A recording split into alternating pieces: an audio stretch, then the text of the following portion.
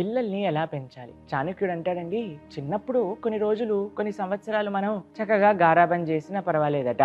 కానీ కొద్దిగా ఆ పిల్లవాడు పెరిగాక 10 సంవత్సరాలు, సుమారుగా 15 సంవత్సరాలు వచ్చేంత వరకు మనం ఆయనని చక్కగా క్రమశిక్షణలో ఉంచాలటండి. తప్పంటే తప్పు అని చెప్పాలి. ఇది మంచి, ఇది చెడు అని నేర్పించాలి. కానీ ఎప్పుడైతే 16 సంవత్సరాలు వచ్చేస్తాయి కదండి, ప్రాప్తవత్ షోడశే వర్షే పుత్ర మిత్రవత్ ఆచరేత్ అని అంటారు ఆయన. ఎప్పుడైతే 16 సంవత్సరాలు వచ్చాయో అప్పుడు ఒక స్నేహితుడు ఎలా అయితే ఉంటాడో అలా ఉండాలట మన పిల్లలతో.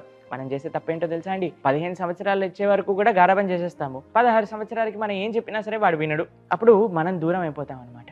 అలా కాకుండా మనం మంచిగా చాణక్యుడు చెప్పిన విధంగా క్రమశిక్షణ ఇచ్చే టైంలో క్రమశిక్షణ ఇచ్చి, స్నేహితుడిగా ఉండే సమయంలో స్నేహితుడిగా ఉండాలి. ఎందుకంటే అండి, ఆ ఏజ్ అనేది చాలా కఠినం అండి. మాకంతా తెలుసు అనే ఒక భావనలో ఉంటారనమాట. అప్పుడు మనం స్నేహితులుగా ఉండాలి అని చెప్తారు చాణక్యుడు. హరే కృష్ణ.